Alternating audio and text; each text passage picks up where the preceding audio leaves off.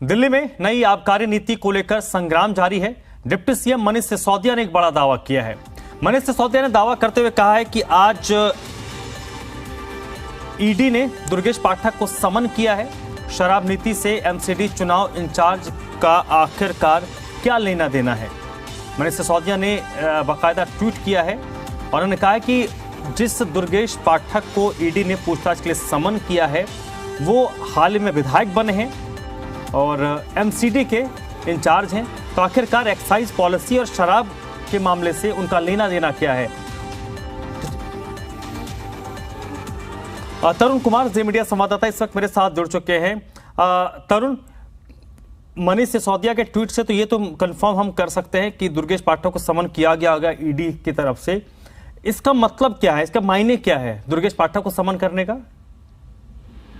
देखिए, ईडी की तरफ से अभी तक कोई स्पष्टता सामने नहीं आई है कि दुर्गेश पाठक जो सरकार का भी हिस्सा नहीं है और दूर दूर तक शराब नीति से भी उनका कोई संबंध नहीं है। साथ ही साथ सीबीआई ने जो एफआईआर इस मामले के अंदर दर्ज की थी उसके अंदर भी दुर्गेश पाठक का नाम नहीं है।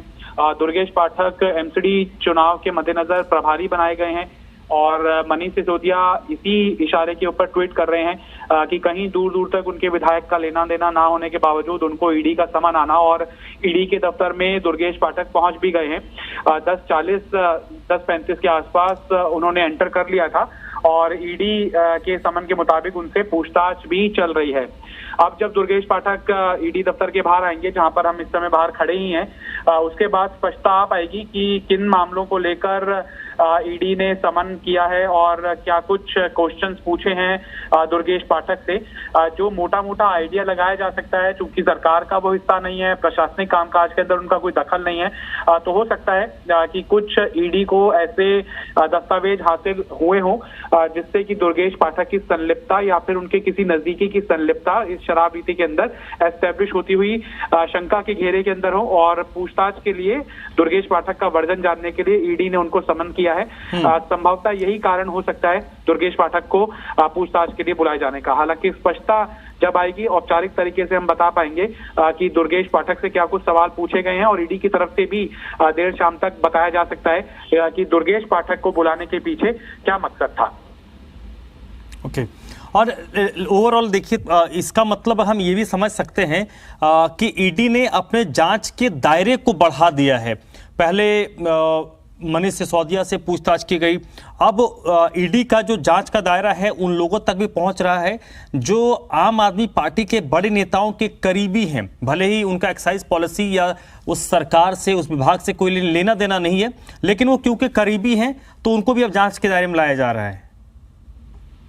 देखिए, दुर्गेश पाठक जब विधायक बने हैं उससे पहले न्यू एक्साइज पॉलिसी दिल्ली के अंदर लागू हो गई है और इस बात से इनकार नहीं किया जा सकता कि हाँ, ईडी का जांच का दायरा बढ़ता हुआ दिखाई दे रहा है और अब उनकी चपेट के अंदर ऐसे भी संगठन के लोग आते हुए दिखाई दे रहे हैं जो पार्टी के अंदर अच्छा खासा दमखम रखते हैं और दुर्गेश पाठक कोई नया नाम नहीं है और उनको बुलाए जाने की हो जाने वाली खबर भी नहीं है कि दुर्गेश पाठक को कोई जानता ना हो या फिर दुर्गेश पाठक की जो कार्यशैली है उससे कोई वाकिफ ना हो। पंजाब के अंदर भी और दिल्ली के अंदर भी और एमसीडी के अंदर भी लगातार आक्रामक भूमिका दुर्गेश पाठक निभाते आए हैं और आपको याद होगा जब विधानसभा का बीता सत्र उठा था उसमें दुर्गेश पाठक ने ही उपराज्यपाल की भूमिका को कटघरे में खड़ा किया था और उन पर कथित भ्रष्टाचार के आरोप उन्हीं ने लगाने शुरू किए थे, जिसके बाद आम आदमी पार्टी ने तरह तरह से दबाव बनाने की कोशिश की उनके इस्तीफे की मांग करते हुए। लिहाजा ये माना जा सकता है कि दुर्गेश पाठक को बुलाए जाने के पीछे ईडी का जांच का दायरा है वो बड़ा है और कहीं ना कहीं ईडी को इनपुट जरूर हाथ लगे होंगे जिससे कि दुर्गेश पाठक तक उनकी पकड़ पहुंच सके। इसीलिए इंटरोगेशन के लिए दुर्गेश पाठक को बुलाया गया है। जब समन के लिए बुलाया जाता है किसी भी संदिग्ध व्यक्ति को तो बहुत ज्यादा समय नहीं लगता है। ईडी अगर छापेमारी करती है तो शायद उसके अंदर समय लग सकता है, तो लगता है कि लंच से पहले पहले दुर्गेश पाठक से कुछ एक बिंदुओं के ऊपर अगर स्पष्टीकरण ईडी के अधिकारी जानना चाहते होंगे तो कुछ ही देर के अंदर ये पूछताछ खत्म हो जाएगी। ठीक है, और चलिए ये आप मेरे साथ बने रहेगा तरुण। ये तस्वीरें अपने दर्शकों को हम दिखा रहे हैं जी दिल्ली एनसीआर हरियाणा पर। ये एक्सक्लूसिव तस्वीर है। देखिए, दुर्गेश पाठक को पूछताछ के लिए समन किया गया था ईडी की तरफ से, तो वो पूछताछ के लिए इस वक्त पहुंचे हैं और हाथ में बाकायदा एक पेपर का कुछ पेपर्स, कुछ डॉक्यूमेंट्स हैं उनके पास जिसको लेकर वो गए हैं। ईडी ने दुर्गेश पाठक को समन किया है और जिस वक्त वो एंट्री कर रहे हैं उस वक्त की तस्वीर है।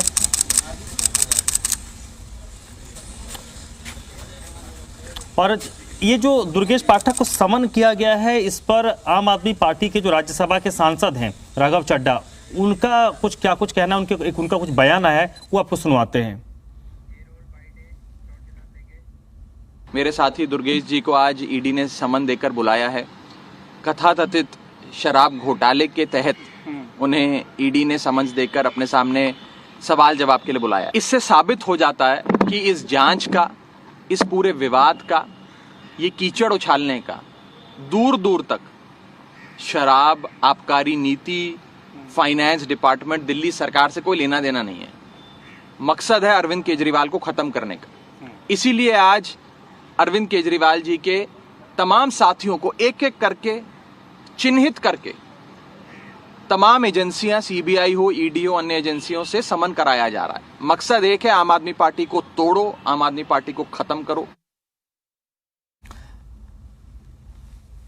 तरुण कुमार लगातार मेरे साथ बने हुए। तरुण, अब आम आदमी पार्टी के नेताओं की तरफ से रिएक्शंस भी आने लगे हैं और जिस चीज का हम जिक्र कर रहे थे कि अब ईडी ने अपने जांच का दायरा को बढ़ाया है और उसमें सरकार हो, संगठन हो, उनसे जुड़े जो करीबी लोग हैं उनसे भी अब जवाब तलब किया जा रहा है, उनसे भी पूछताछ की जा रही है। तो इसमें कुछ और लोग भी इसके जद में आ सकते, हो सकते हैं आने वाले कुछ दिनों में और भी कुछ ऐसे चेहरे हैं जो पूछताछ के लिए तलब किए जा सकते हैं। देखिए, इसका इशारा कल जो आम आदमी पार्टी का पहला राष्ट्रीय सम्मेलन हुआ था, उस दौरान अरविंद केजरीवाल ने अपने भाषण में भी जिक्र किया था कि ऑपरेशन लोटस का दायरा बढ़ रहा है। अब वो एक कदम और आगे चला गया है और अब विधायकों को परेशान करने की कोशिश की जाएगी और विधायक तैयार रहें जेल जाने के लिए। उस वक्तव्य के अंदर इस बात का सीधा इशारा था कि कुछ विधायक जांच एजेंसियों के रडार के ऊपर हैं और आने वाले वक्त के ऊपर उस पर कार्रवाई हो सकती है। और बीजेपी ने भी उस पर पलटवार किया था और कहा था कि अरविंद केजरीवाल जानते हैं कि भ्रष्टाचार हुआ है और किन किन विधायकों ने और किन किन बड़े आम आदमी पार्टी के नेताओं ने भ्रष्टाचार किया है।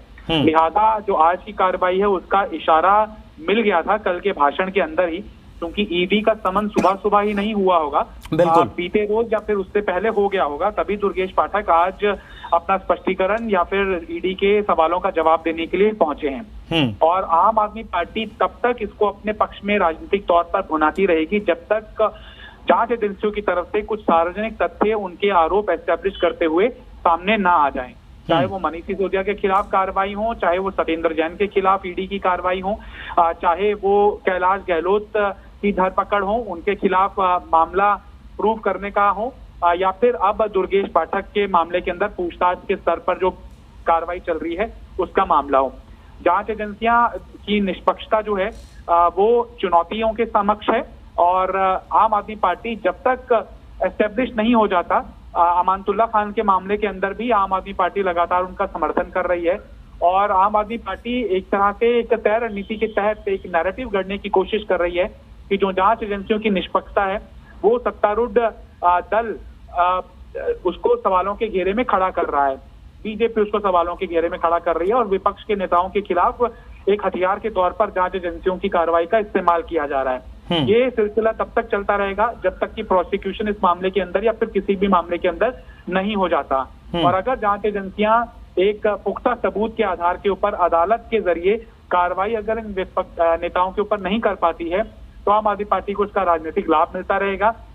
लेकिन अगर ऑथेंटिकेटेड प्रूफ के माध्यम से जांच एजेंसी अपनी निष्पक्षता साबित करते हुए इन नेताओं के खिलाफ कार्रवाई को सबूतों के साथ एस्टेब्लिश करती है तो फिर आम आदमी पार्टी की विश्वसनीयता के ऊपर सवाल उठेंगे। ठीक है, और आम आदमी पार्टी की तैयारी तो साफ तौर पर नजर आ रही है, लेकिन इसमें एक तथ्य ये भी है जो आम आदमी पार्टी की तरफ से लगातार अरविंद केजरीवाल और मनीष सिसोदिया लगातार ताल ठोक रहे हैं, चुनौती दे रहे हैं केंद्र सरकार को और जांच एजेंसियों को कि इतने दिन मनीष सिसोदिया से पूछताछ हुए हो गई, उनके लॉकर्स को खंगाल लिया गया, लेकिन अभी तक गिरफ्तारी जैसे कोई बात नहीं हुई है। ईडी की जांच कितना आगे बढ़ी है ये भी कंफर्म नहीं है, क्योंकि सबूत अगर मनीष सिसोदिया पर ईडी ने हाथ नहीं डाला है, इसका मतलब अभी तक उनके खिलाफ कोई सबूत ठोस ईडी ने हासिल नहीं किया है। देखिए, आम आदमी पार्टी के लिए ये लगातार बड़ा पॉलिटिकल हथियार इसलिए भी बनता जा रहा है कि सीबीआई की एफआईआर जो सोर्स पे दर्ज की गई है, उसमें जो ट्रांजैक्शन का जिक्र है वो वाइट का ट्रांजैक्शन है, बैंक टू बैंक का ट्रांजैक्शन है, और third party to third party, private parties के बीच में ये ट्रांजैक्शन हुआ है।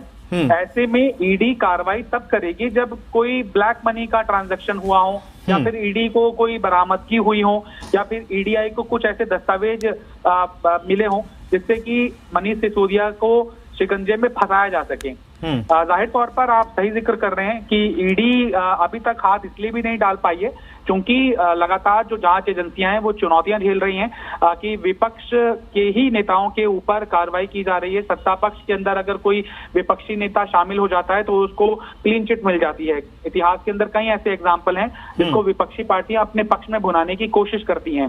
अनगिनत इसके एग्जाम्पल्स हैं, और आम आदमी पार्टी लगातार उन नेताओं का नाम लेकर भी बीजेपी को चुनौती देती है कि अगर वो अब बीजेपी में आ गए हैं तो उनके खिलाफ अब कार्रवाई क्यों नहीं हो रही है। लिहाजा ईडी को भी लगता है कि अब पुख्ता सबूत जब तक उनके हाथ नहीं लग जाते हैं तब तक किसी भी विपक्षी नेता पर हाथ डालने का मतलब है कि ईडी सवालों के घेरे में आए। इसी कारण मनीष सिसोदिया के ऊपर ईडी की धरपकड़ अभी तक शुरू नहीं हुई है। सबूतों का इंतजार किया जा रहा है, और अगर उसके अभाव के अंदर ज्यादा वक्त जाया हुआ तो आम आदमी पार्टी को गुजरात चुनाव के अंदर सीधा इसका लाभ मिलता हुआ दिखाई दे रहा है। कम से कम आम आदमी पार्टी इसी तरीके से इस मामले को डाइल्यूट करने की कोशिश कर रही है, क्योंकि सबूतों के अभाव के अंदर जांच एजेंसियां अभी तक आरोपों को साबित नहीं कर पाई हैं। ठीक है, और इस मामले में अब देखिए, क्योंकि जिस तरीके से जांच पड़ताल हो रही है और ये मामला अभी भी दिल्ली में पिछले कई दिनों से एकदम सेंटर में बना हुआ है, जिसको लेकर भारतीय जनता पार्टी और आम आदमी पार्टी में एक वाक युद्ध चल रहा है।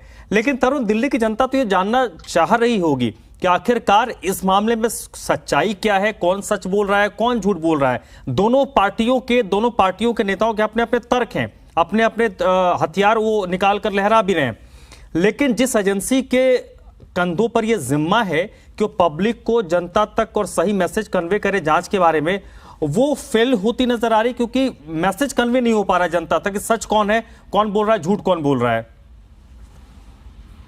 देखिए, जब से ये मामला शुरू हुआ है, न्यू एक्साइज पॉलिसी के ऊपर सीबीआई जांच हुई है, बीजेपी की तरफ से अलग अलग डेटा सामने आ रहे हैं कि ये इतने करोड़ का घोटाला है, ये इतने करोड़ का घोटाला है। सीबीआई की जो एफआईआर है उसके अंदर कुछ करोड़ का ही सिर्फ घोटाले का जिक्र किया जा रहा है।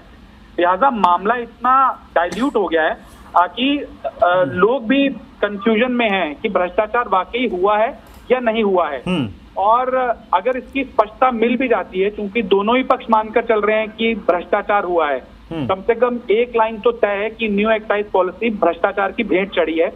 चाहे वो पूर्व उपराज्यपाल की भूमिका को सत्तारूढ़ दल कटघरे में खड़ा कर रहा है कि भ्रष्टाचार हुआ है, चूंकि उपराज्यपाल ने 48 घंटे पहले ही, 2 दिन पहले ही पॉलिसी के अंदर जिसके ऊपर हामी भरी थी वो फैसला पलट लिया, और इसके कारण जो नॉन करंट, माफ कीजिएगा, अनाधिकृत इलाकों के अंदर ठेके खुलने थे वो नहीं खुल पाए, जिसके कारण सरकारी खजाने को नुकसान पहुंचा और सरकार को अदालती दबाव के अंदर पैसे वापस करने पड़े लिकर वेंडर्स के।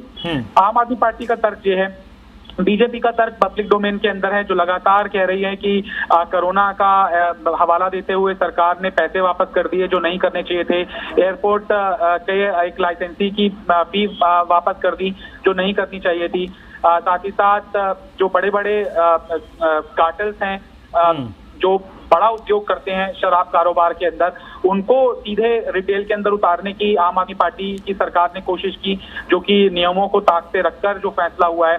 साथ ही साथ विज्ञापन के जरिए और एक तरह से खुली मार्केट की छूट दे दी गई है, के ऊपर एक फ्री देने की विज्ञापन की मंजूरी दे दी गई, जो कि नियमों की अवहेलना है। साथ ही साथ लिकर वेंडर्स जो थे उनके संबंध जो हैं वो इस तरह से एस्टेब्लिश किए जा रहे हैं कि वो आम आदमी पार्टी को लगातार कटघरे में खड़ा कर रहे हैं। कई ऐसे बिंदु हैं जो बीजेपी अपने पक्ष में भुनाने की कोशिश कर रही है। जनता कंफ्यूज इसलिए भी हो रही है क्योंकि प्रोसिक्यूशन एजेंसीज जो हैं वो पुख्ता सबूत सामने नहीं ला रही हैं। जन्माष्टमी के दिन 19 अगस्त के दिन रेड हुई थी मनीष सिसोदिया के ऊपर। तब से अब तक करीबन 1 महीने का वक्त 19 तारीख को पूरा हो जाएगा। लिहाजा 1 महीने तक भी 14 घंटे चली रेड के ऊपर कुछ नहीं हासिल हुआ है और लॉकर को खंगाला गया, उसके अंदर भी कुछ हासिल नहीं हुआ है। और अब दुर्गेश पाठक से पूछताछ की जा रही है, उसके अंदर अगर कुछ हासिल नहीं हो पाता है तो जाहिर तौर पर यह आरोपी पक्ष के अंदर जाती हुई बातें दिखाई दे रही हैं, जिसका राजनीतिक इस्तेमाल कोई भी राजनीतिक पार्टी करेगी। चलिए तरुण, बहुत बहुत शुक्रिया आपका।